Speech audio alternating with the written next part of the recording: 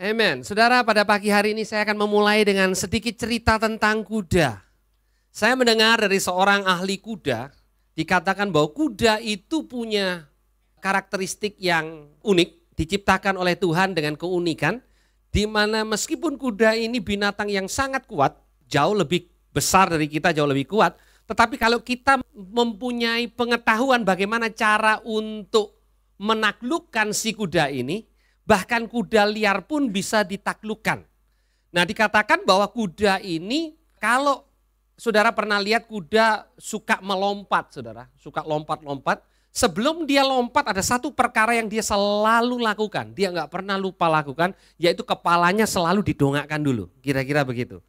Nah, kalau kepalanya nggak bisa didongakkan begitu, dia nggak bisa lompat. Jadi orang yang menjinakkan kuda, dibiasakan ditahan kepalanya supaya dia nggak bisa begini, saudara. Nah, selama dia kepalanya nggak bisa mendongak ke atas, dia nggak lompat. Kalau kuda itu lagi berbaring di bawah, kemudian dia mau berdiri, dia harus kepalanya diangkat dulu. Selama saudara bisa tekan kepalanya supaya nggak keangkat begitu, kuda itu tidak akan pernah bisa berdiri. Nah, dikatakan juga kalau kuda mau gulung-gulung, dia kepalanya pasti duluan turun ke bawah. Jadi supaya saudara tidak ikut tergulung-gulung, maka selama saudara bisa tarik kekang itu, selama kepalanya nggak menuju ke bawah, dia tidak akan bisa ke bawah. Saya bilang, unik sekali si kuda ini. Dan saudara, hari ini saya akan bicara tentang memiliki pikiran dan perasaan Kristus. Wah, apa hubungannya pikiran dan perasaan Kristus sama seekor kuda? Ada hubungan yang erat, saudara. Saudara, pikiran dan perasaan kita bisa dikendalikan. Bukan oleh keadaan, tetapi oleh kita sendiri. Saudara, kalau kita bisa mengendalikan pikiran dan mengendalikan perasaan kita, maka kita bisa mengendalikan bahkan arah kehidupan kita. Tuhan itu kasih sama kita emosi. Itu sebabnya saudara kalau datang ke gereja, kalau memuji Tuhan, saudara tidak akan bisa menikmati sepenuhnya. Kembali saya katakan, saudara tidak akan bisa menikmati sepenuhnya hadirat Tuhan tanpa melibatkan emosi saudara.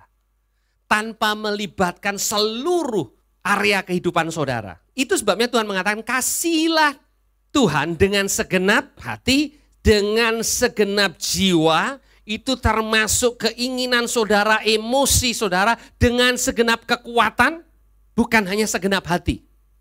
Karena kalau saudara mau mendapatkan segenap perkara dari Tuhan, saudara harus melakukan dengan segenap yang saudara punya.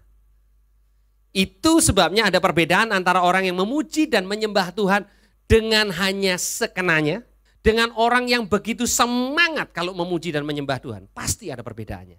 Saudara, kita bisa memilih bagaimana kita mau merasakan atau punya keadaan emosi tertentu. Dimulai dari pikiran kita. Filipi pasal yang kedua ayat yang kelima mengatakan, hendaklah kamu dalam hidupmu bersama menaruh pikiran dan perasaan yang terdapat juga di dalam Kristus. Di dalam hidupmu bersama engkau menaruh pikiran dan perasaan yang terdapat juga di dalam Kristus Yesus. Nah, saudara, untuk punya pikiran dan perasaan seperti Kristus Yesus, kita harus mengerti bahwa pikiran dan perasaan yang ada dalam Kristus ini tidak ada hubungannya dengan keadaan saudara. Enggak ada sama sekali. Saudara bisa punya keadaan yang begitu buruk, tapi saudara bisa memiliki pikiran dan perasaan Kristus. Saudara bisa punya keadaan yang begitu parah, tapi saudara tetap bisa punya pikiran dan perasaan Kristus. Saudara, di kitab Filipi ini Paulus menulis dari penjara di Roma. Dan di dalam kitab ini kalau saudara menyelidiki, ada 17 kali Paulus bicara tentang bersukacita atau sukacita. Bahkan ini buku yang paling banyak kata sukacitanya di dalam seluruh surat-surat yang pernah ditulis yang menjadi bagian daripada perjanjian baru. Pertanyaannya, kalau sukacita itu ditentukan oleh keadaan, maka Paulus tidak bisa punya sukacita di mana dia berada di dalam keadaan yang rendah dalam hidupnya, yaitu di dalam penjara. Tetapi kalau sukacita ini adalah faktor yang ditentukan bukan karena keadaan, maka Paulus memang bisa menuliskan tentang bersukacita di dalam keadaan sulit. Sukacita atau bagaimana keadaan perasaan kita ditentukan oleh pikiran kita, apa yang kita mau untuk pikirkan, lebih daripada apa yang kita alami. Kembali saya ingin ulangi, saudara, sukacita atau faktor perasaan kita yang menentukan perilaku kita, itu lebih ditentukan oleh masalah pikiran kita dibandingkan dengan masalah keadaan di luar kita. Banyak hal yang membuat kita sukacita atau tidak sukacita itu ditentukan oleh apa yang kita yakini akan membawa sukacita. Saya ambil contoh. Kalau seorang mendefinisikan bahwa sukacita itu artinya saya punya rumah dengan desain tertentu, dengan perabot tertentu, maka sebelum dia mendapatkan itu dia tidak akan punya sukacita yang penuh. Itu faktor yang dipengaruhi oleh apa yang kita yakini yang belum tentu benar mengenai apa yang membawa sukacita dalam hidup ini. Dan begitu banyak, saya katakan begitu banyak, orang percaya kehilangan sukacita karena memulai dengan pemikiran yang salah tentang bagaimana seharusnya hidup yang penuh dengan sukacita. Paulus mengatakan biar kamu punya pikiran dan perasaan Kristus. Saya ingin mengajak saudara untuk melihat di dalam Yohanes pasal yang ke-16 ayat yang ke-33. Yohanes 16 ayat 33 ini adalah di mana Tuhan Yesus bicara 1 hari sebelum penangkapannya. Dia mempersiapkan murid-muridnya dan ini yang dia katakan. Semuanya itu kukatakan kepadamu supaya kamu beroleh damai sejahtera dalam aku. Dalam dunia kamu menderita penganiayaan. Tetapi kuatkanlah hatimu, aku telah mengalahkan dunia. Kalau saudara punya Alkitab bahasa Inggris, kata menguatkan hatimu itu diterjemahkan be of good cheer. Kata cheer ini di mana kita dapatkan kata cheerleader. Namanya cheerleader itu artinya memimpin semuanya untuk bersorak gitu, pemandu sorak ya bahasa Indonesianya. Nah, saudara, firman Tuhan ini mengajar kita untuk jadi pemandu sorak hidup kita sendiri. Jadi cheerleader yang baik. Meskipun Tuhan Yesus katakan di sini, di dalam dunia kamu menderita penganiayaan. Ternyata ada ayatnya saudara. Kita menderita penganiayaan. Ada ayatnya saudara. Ya. Nah, tapi dikatakan, hey, bukan karena aniaya kamu tidak bisa become a good cheer.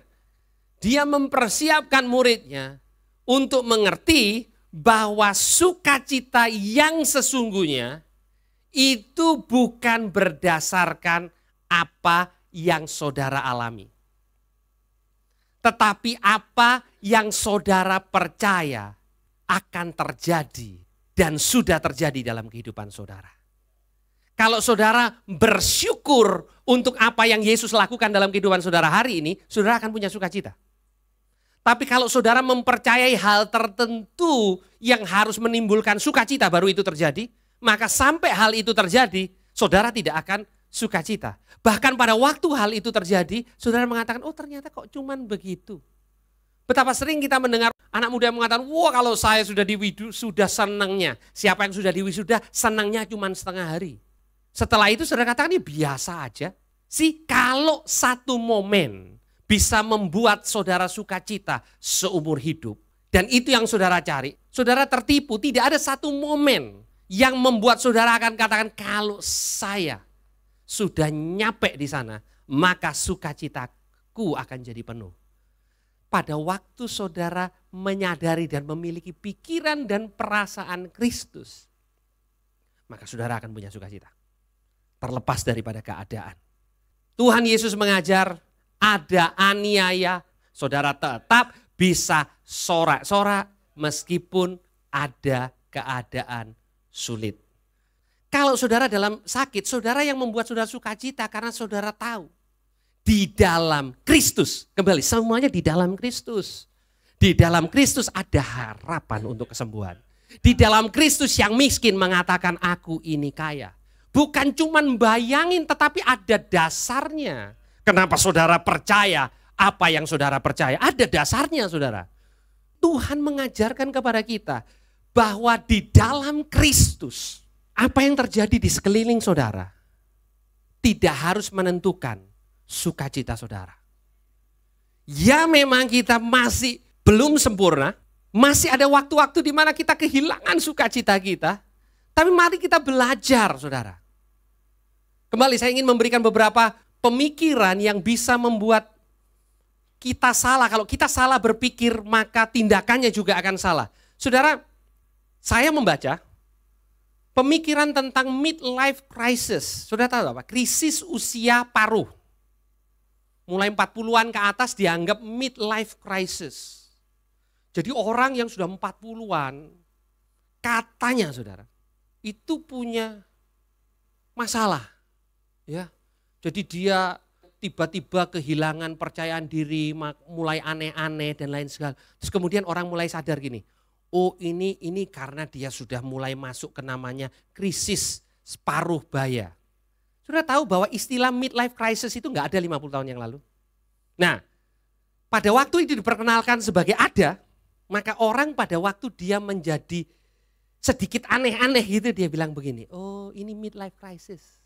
Normal saya masuk yang normalnya begini. Yang namanya midlife crisis ya beginilah. Terus ada istilahnya begini, oh dia puber kedua. Tidak ada ayatnya saudara. Terus kemudian ada gejalanya begini, terus kemudian itu jadi pembenaran. Loh kan saya puber kedua. Jadi ya enggak heran toh kalau seperti itu. Enggak ada. Pemikiran salah yang saudara percaya akan mengakibatkan tindakan yang salah. Pemikiran, keyakinan saudara tentang sesuatu itu mempengaruhi perilaku saudara. Saudara, dulu orang yang punya kelainan seksual itu malu. Dan orang sekarang mengatakan begini, oh dulu itu juga banyak Pak, cuman karena malu. Enggak. Ada, di dalam setiap zaman ada. Tetapi semakin itu menjadi alternatif. Jadi dianggap begini, begitu ada pemikiran yang salah kita katakan begini, oh dari lahirnya memang saya ini salah kok. Salah pasang, konslet saya ini. Nah, makanya saya punya kecenderungan kayak begitu, jadilah. Saudara, itu bedanya psikologi modern dengan kekristenan. Saudara, kita ini bukan produk daripada lingkungan semata. Itu yang Sigmund Freud katakan, kita ini produknya lingkungan. Sigmund Freud ini punya bapak ibu yang menurut dia aneh, jadi dia bilang begini loh, saya ini jadi begini ya karena ini. Kalau saudara punya cara pandang seperti itu, saudara tidak akan melihat kehidupan saudara diubahkan. Saudara akan mengalir dengan kehidupan, ya saya memang begini. Saya dari sononya memang suka marah. Saya ini punya kecenderungan selingkuh. Wah repot saudara kalau saudara punya pasangan sudah kecenderungannya begitu, terus gimana saudara? Mau gimana kecenderungannya selingkuh? Terus dia bilang, loh bukan saya ini mau selingkuh, bukan, kecenderungan. Gimana sih? Saudara, psikologi modern tidak mengenal arti kata pertobatan dan diperbaharui. Tidak ada itu. Dari kamusnya Sigmund Freud tidak ada yang namanya pertobatan. Tidak ada yang namanya di dalam Kristus yang lama berlalu sesungguhnya yang baru datang. Tidak ada. Yang lama direparasi, ya kalau bisa bagus ya sudah untung-untung. Tapi di dalam Kristus ada harapan saudara. Saudara bisa punya latar belakang yang begitu jelek. Punya orang tua yang begitu memberontak. Saudara bisa dipakai Tuhan luar biasa. Ada satu orang raja yang masih muda. Tercatat di Alkitab. Bapaknya mempersembahkan korban anak-anaknya sendiri. Berarti dia termasuk salah satu raja yang lolos. Dipersembahkan saudara. Dibunuh. Raja Usia. Dia punya latar belakang amburadul. Bapaknya namanya Manasye. Kejam sekali. Tapi dia bisa taat sama Tuhan. Teorinya Sigmund Freud tidak bisa saudara. Bibitnya sudah bibit hancur. Saya enggak mengatakan enggak ada faktor lingkungan, saudara. Tapi kalau saudara dapat lingkungannya udah kadung salah, terus kita bilang gini, wah ya itulah memangnya bibit sudah keliru. Saudara tahu, di dalam Kristus, saudara dan saya bibit unggul. Selama saudara masih percaya bahwa karena latar belakang, maka saudara akan punya masa depan seperti itu yang akan terjadi. Balik, pikiran dan perasaan saudara menentukan arah hidup saudara. Kalau saudara katakan bahwa karena saya nggak punya ini maka saya nggak bisa senang dalam hidup, maka saudara tidak akan menikmati kehidupan ini. Saudara, saya mengalami satu waktu dalam hidup saya di mana saya mengalami hal yang buruk terjadi. Nah anehnya saudara, saya berkeinginan untuk bersedih. Saya mau nangis, ya, saya mau meratap. Cuman karena anak-anak dan istri belum tidur, jadi saya pikir begini, nanti saya meratap dan nanti kalau saya anak istri udah tidur, saya mau bersedih. Saya mau meluapkan emosi saya kira-kira di hadapan Tuhan, saya mau sedih gitu loh. Ya, karena saya juga kadang merasa enggak enak, masalahnya berat, keadaannya sulit kok enggak sedih, berarti kan saya enggak serius. Kembali, pemikiran saudara ya. Pemikiran saudara bisa mempengaruhi hidup saudara. Saya ini harusnya sedih. Siapa yang mengatakan saudara harus sedih? Apakah itu firman Tuhan? Nanti kita akan lihat Paulus mengatakan bersukacitalah senantiasa. Sekali lagi aku katakan kepada kamu bersukacitalah. Berarti bukan firman Tuhan. Cuman mestinya harus sedih. Kenapa? Karena biasanya orang kalau ngalamin kayak saya sedih. Nah saya menunggu waktu untuk bersedih. Ini sungguh saudara, saya alami. Jadi pada waktu itu saya nunggu istri saya tidur, anak saya tidur. Dan saya mau ke bawah ya. Terus saya mau masuk ke dalam ruangan kerja saya untuk bersedih. Akhirnya saya mikir, loh kenapa saya harus bersedih? Saya harus cari alasan, kembali saudara. Saudara sebenarnya tanpa sadar, saudara harus cari alasannya kenapa saudara sedih. Nah kalau alasan itu merupakan kebohongan, saudara tetap bisa bersedih dengan itu. Kalau alasannya tetap Tuhan mengasihi saudara dan tidak meninggalkan saudara, membuat saudara bisa tetap percaya tidak bersedih. Meskipun keadaannya buruk, saudara punya alasan yang lebih kuat untuk tidak bersedih. Tergantung daripada apa yang saudara pikirkan. Itu sebabnya Filipi mengajar kepada kita untuk punya pikiran dan perasaan Kristus. Setelah ayat itu dikatakan Kristus direndahkan, Kristus mati di salib, dia dibuat tidak punya reputasi. Di dalam terjemahan bahasa Inggrisnya, and he makes himself of no reputation. Kenapa dia bisa tahan? Karena dia tidak percaya. Apa yang manusia katakan tentang dirinya, itu yang menjadi sumber sukacitanya. Kalau sukacita saudara sudah didefinisikan, lihat definisi itu. Siapa yang buat? Firman Tuhan atau manusia? Sebenarnya dalam hidup ini kita punya definisi apa artinya bersedih. Kalau ada seorang yang meninggal, ada nggak peraturannya saudara harus menangis? Tergantung cara pandang saudara. Saya nggak mengatakan ditinggal orang yang kita dicintai, kita nggak bisa bersedih. Tetapi kembali berapa lama kita harus bersedih? Seminggu? 2 hari? 3 hari, berapa lama saudara cocoknya? Definisi kita tentang kematian menentukan. Saya pernah datang ke pemakaman seorang hamba Tuhan, di mana lebih seperti pesta dibandingkan seperti perkabungan. Jemaatnya bisa menyanyi, memuji dan menyembah Tuhan, bersorak-sorak kemenangan. Dia bilang ini jemaatnya kebacut, seneng pendetanya mati. Tergantung. Kenapa mereka punya alasan bersukacita? Karena mereka tahu bahwa gembalanya berada di tempat yang lebih baik. Selalu ada alasannya. Saudara, alasan kita menentukan perasaan kita. Saudara, tidak ada perasaan itu yang timbul dengan sendirinya tanpa ada alasannya. Apa yang kita percaya yang membuat kita sedih. Kalau alasan itu tidak benar, bisa enggak diubah Pak? Bisa. Pikiran dan perasaan Kristus itu yang Paulus mengatakan, hei jemaat Filipi, aku ini bisa bersukacita di penjara. Loh kok enggak? Kok ya bisa? Karena pikiran Paulus berbeda. Bagiku hidup itu Kristus, mati keuntungan. Aku bersukacita dalam segala keadaan. Di kitab Filipi dikatakan, hei dengan pemenjaraanku ini Injil semakin terbuka. Dia lihat begini, setiap hari diganti pengawal yang jagain dia di kiri dan kanannya. Setiap hari pengawal itu enggak punya alasan untuk bisa keluar dari sel selama dia harus jaga Paulus. Dan Paulus bebas untuk ngomong apa aja. Dan banyak yang rupanya bertobat. Saya ingin mengajak saudara untuk membaca Amsal 31 ayat 10 sampai 12. Saudara, saya mau menunjukkan kepada saudara. Di ayat 10 dikatakan, istri yang cakap siapa yang akan mendapatkannya, ia lebih berharga daripada permata. Selanjutnya 11 dan 12, hati suaminya percaya kepadanya, suaminya tidak akan kekurangan keuntungan. Ia berbuat baik kepada suaminya dan tidak berbuat jahat sepanjang umurnya.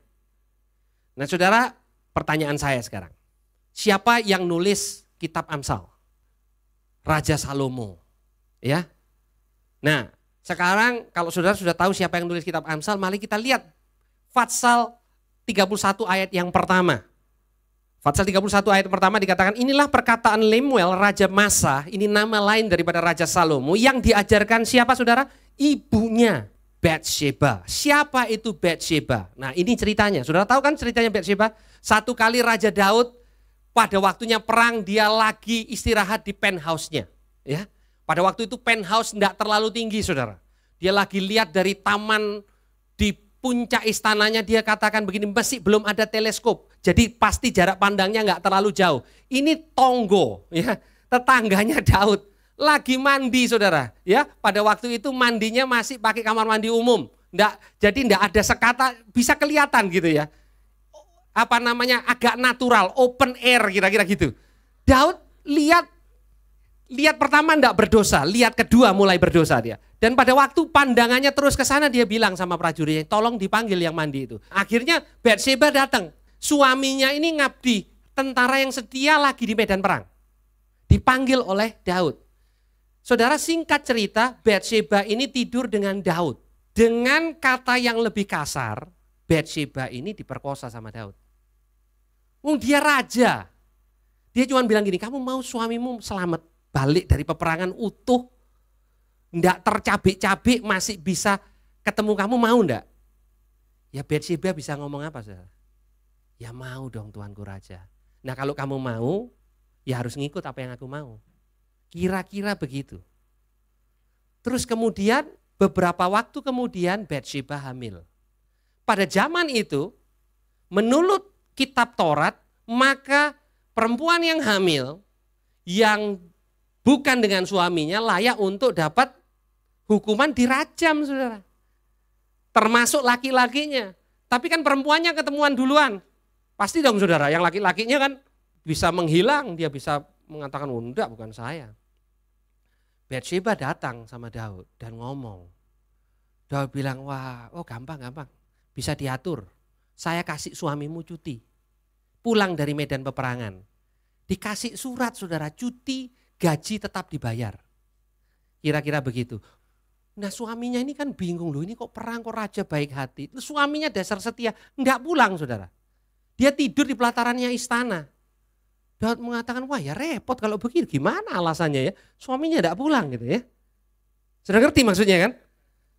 Waduh gimana ya, harus suaminya kita buat supaya mati cepat. Ditaruhlah di tempat yang paling tidak aman sehingga suaminya mati.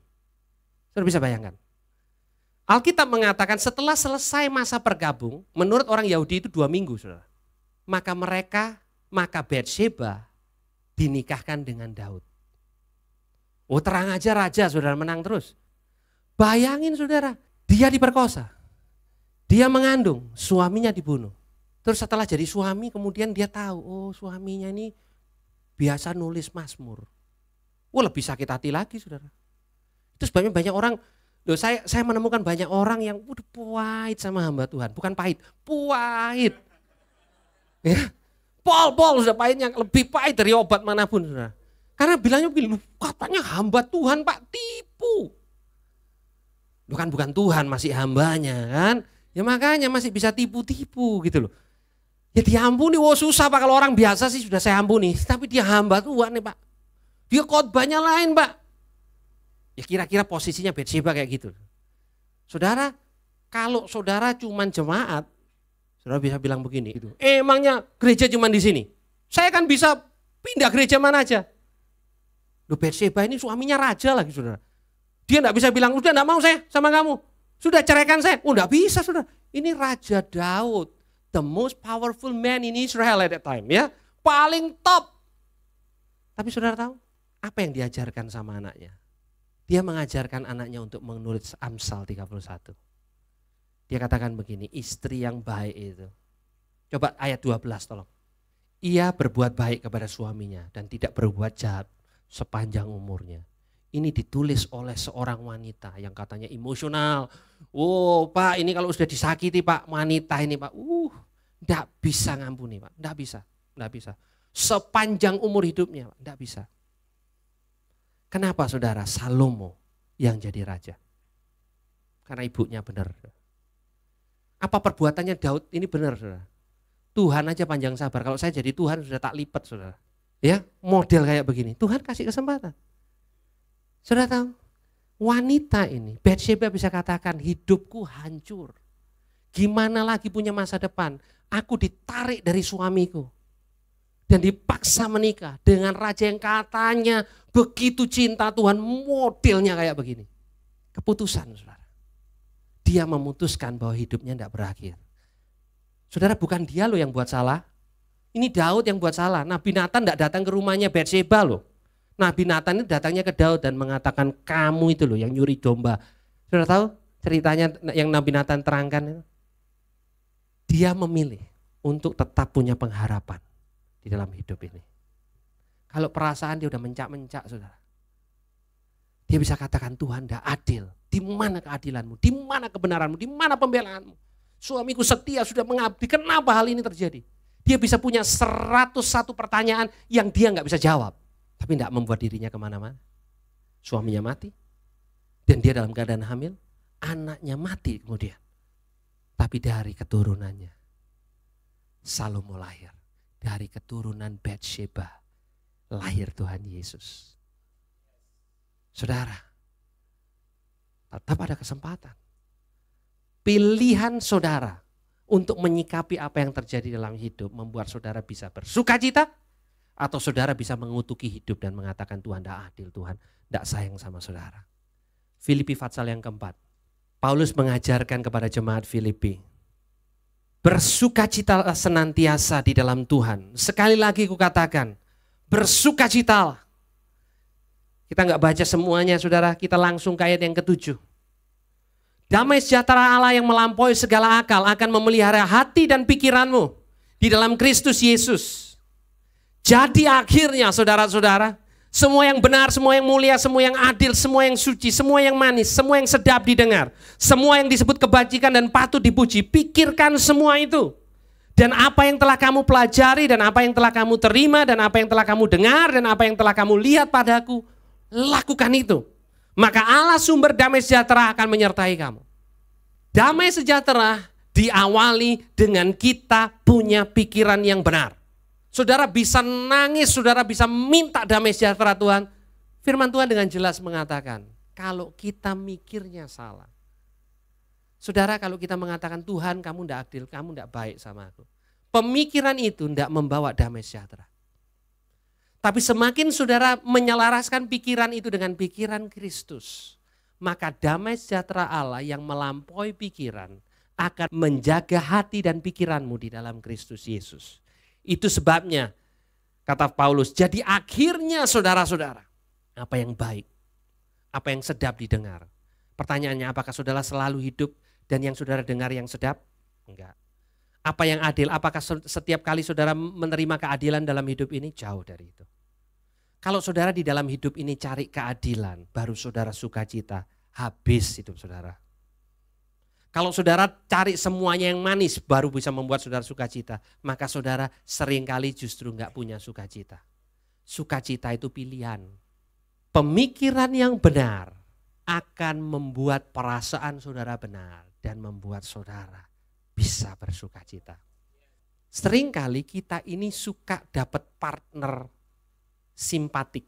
Jadi kalau saudara lagi berduka cita, saudara datang kepada orang dan kalau orangnya mengatakan, ya saya tahu keadaan kamu, tapi Tuhan katakan kita harus bersuka cita. Saudara katakan ini, oh, orang ini tidak sensitif ya.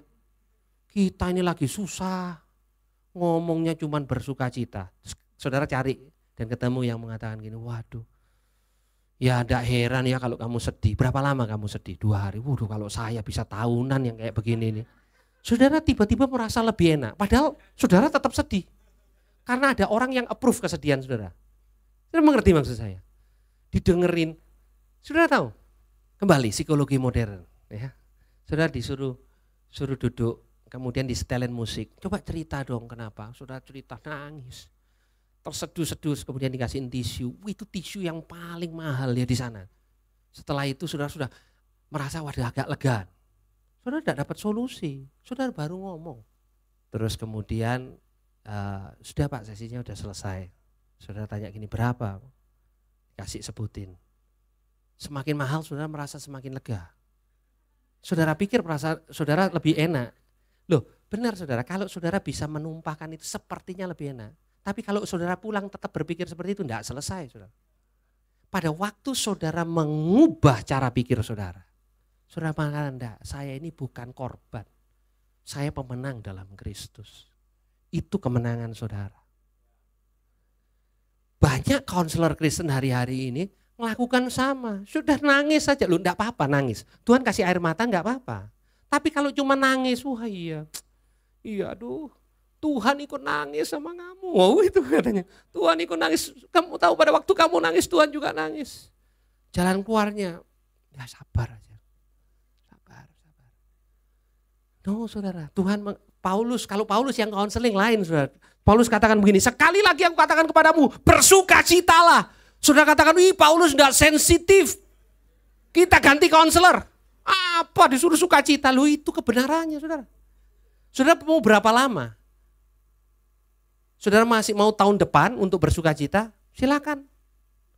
Tapi saya jamin saudara, sebelum saudara mengubah cara pikir saudara tidak akan bersukacita dalam hidup ini. Hidup ini sulit, siapa yang bilang gampang saudara? Yesus saja udah bilang, dalam dunia ini kamu menderita aniaya. Lu ada ayatnya, tapi Tuhan bilang begini, hey jadi pemandu sorak sana. Be a good cheer. Saudara-saudara mulai masuk ruangan dan saudara katakan, hey saya punya alasan untuk bersukacita. Yesus sudah mati buat saya, Yesus mengasihi saya ini favoritnya Tuhan. Loh saudara, saya katakan sama diri saya, pada waktu keadaan sulit saya katakan, engkau ini favoritnya Tuhan. Boleh saudara. Siapa yang larang? Yohanes lakukan itu. Hanya dia yang tulis, murid yang paling dikasihi Tuhan. Itu maksudnya dia sendiri. Matius tidak pernah mencatat seperti itu, Markus tidak pernah mencatat seperti itu, Lukas tidak pernah mencatat seperti itu. Yohanes tulis sendiri untuk dirinya. Tuhan tidak marah, itu kan pewahyuan. Dia mengatakan aku adalah murid yang paling dikasihi Tuhan. Itu Yohanes. Dia cuma tidak tulis namanya. Maka murid yang paling dikasihi Tuhan di kitab Yohanes adalah Yohanes. Hey, it's okay. Daripada saudara punya pewahyuan, saya ini paling dibenci sama Tuhan. Nah itu masalah kalau saudara punya pewahyuan yang salah. Saya punya pewahyuan, saya ini disayang Tuhan. Saya katakan kepada dicermin. Dengan emosional saya katakan, hey kamu disayang sama Tuhan. Sampai saya yakin. Loh itu kebenaran saudara. Jangan buat sesuatu confession yang bukan kebenaran. Kamu ini orang yang paling kaya di dunia. Terus kemudian saudara mulai menghambur-hamburkan uang. Enggak. Kenyataannya enggak seperti itu. Kalau Tuhan mati untuk saudara-saudara disayang, itu kebenaran, itu akan memerdekakan. Itu bukan ilusi, itu kebenaran. Kebenaran akan membuat saudara merdeka. Nah saudara, kalau pikiran saudara benar, emosi saudara akan ikut benar. Itu sebabnya tidak ada alasan apapun juga untuk saudara nggak bisa datang memuji dan menyembah Tuhan dengan segenap hati dan dengan segenap jiwa saudara, apapun alasannya. Saudara, apapun yang saudara hadapi hari ini, saudara punya keputusan untuk bersuka cita atau saudara bisa nangis sepanjang hari, itu keputusan saudara. Tuhan katakan bersukacitalah, sekali lagi aku katakan kepadamu bersukacitalah, itu kebenaran. Saudara, ini bukan hanya berpikir positif, tapi ada alasannya kenapa saudara bisa bersukacita. Karena apa yang Yesus sudah lakukan buat saudara. Saudara punya pengharapan yang pasti. Bukan pengharapan yang hanya di angan-angan. Ini bukan candu, ini bukan ekstasi. Kalau ekstasi bisa membuat orang lompat-lompat, itu palsu. Saudara punya pengharapan yang pasti. Apa yang membuat saudara mengatakan, aduh saya ini tetap lemes? Saudara yang menentukan. Itu keputusan saudara untuk tetap lemas atau mengatakan saya punya segala perkara di dalam Kristus. di dalam Kristus. Itu sebabnya saudara, minggu depan saudara datang, saudara putuskan gini, enggak, saya mau lompat-lompat, saya mau bersuka cita, saya mau memberikan yang terbaik. Dan saudara pulang, saudara katakan, hei saya suka cita. Bukan berarti problem saudara sudah enggak ada. Tapi saudara lihat problem saudara, saudara katakan gini, ternyata enggak besar-besar amat. Itu sikap saya lebih dari pemenang. Bukan orang enggak punya masalah saudara. Setiap kita punya masalah. Tapi setiap kita bisa punya pengharapan. Setiap kita bisa punya sukacita di dalam Tuhan. Ada amin saudara? Mari kita tundukkan kepala, kita berdoa.